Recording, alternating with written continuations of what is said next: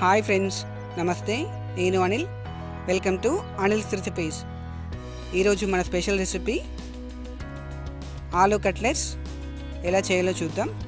చాలా తొందరగా ఈజీగా మనకన్నీ ఇంట్లో ఉండే పదార్థాలతోనే కేవలం 10 నిమిషాలలో చేసేయచ్చు.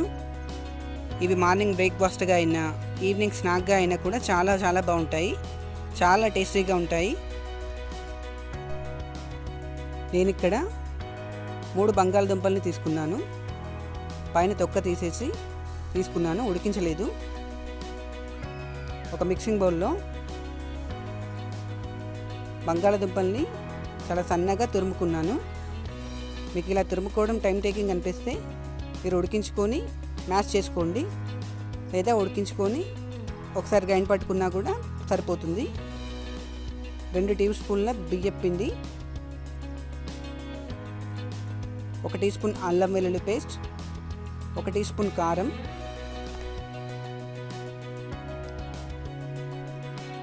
1/2 టీ స్పూన్ పసుపు, 1 టీ స్పూన్ ధనియాల పొడి,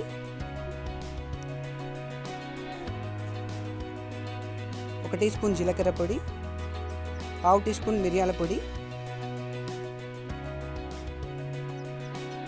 రుచికి సరిపడా ఉప్పు వేసి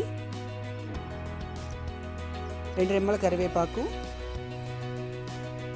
కొద్దిగా కొత్తిమీర, 2 పచ్చిమిర్చి ముక్కలు వేసుకొని వాటర్ ఏం యాడ్ చేయకుండా బాగా కలుపుకోండి. బంగాళదుంపల్లో ఆల్రెడీ వాటర్ ఉంటుంది కాబట్టి మనం ఎక్స్ట్రాగా మళ్ళీ వాటర్ యాడ్ చేయాల్సిన అవసరం లేదు. ఇలా మెత్తగా ముద్దలాగా కలుపుకోండి. ఇలా కలుపుకొని మూత పెట్టుకొని ఒక 15 నిమిషాల పాటు నానబెట్టుకోండి. 15 నిమిషాల తర్వాత మళ్ళీ ఒకసారి బాగా ఒత్తుకొని ఇలా చేతులకు ఆయిల్ అప్లై చేసుకొని చిన్న చిన్న ముద్దల్ని తీసుకొని 2 చేతుల మధ్య రౌండ్గా కట్లెట్స్ లాగా ఒత్తుకొని పక్కన పెట్టుకోండి. స్టవ్ వెలిగించి కడాయి పెట్టుకొని డీప్ ఫ్రైకి సరిపడా ఆయిల్ వేసుకోండి. ఆయిల్ మీడియం హీట్లో ఉండాలి. ఆయిల్ ఎక్కువగా వేడవ్వకూడదు. మీడియం హీట్లో ఉన్నప్పుడు మనం ముందుగా ప్రిపేర్ చేసుకున్న కట్లెట్స్ని ఒక్కొక్కటిగా ఆయిల్లో వేసి కేవలం లో ఫ్లేమ్లో మాత్రమే మంచి కలర్ వచ్చేంత వరకు వేయించుకోండి. మీడియం ఫ్లేమ్లో కానీ హై ఫ్లేమ్లో కానీ పెట్టి వేయిస్తే కలర్ వస్తాయి కానీ లోపల అలాగే పచ్చిగా ఉంటాయి, లోపల కరెక్ట్గా వేగవు. లో ఫ్లేమ్లోనే ఒక సైడ్ కాలాక మరొక సైడ్ టర్న్ చేసుకొని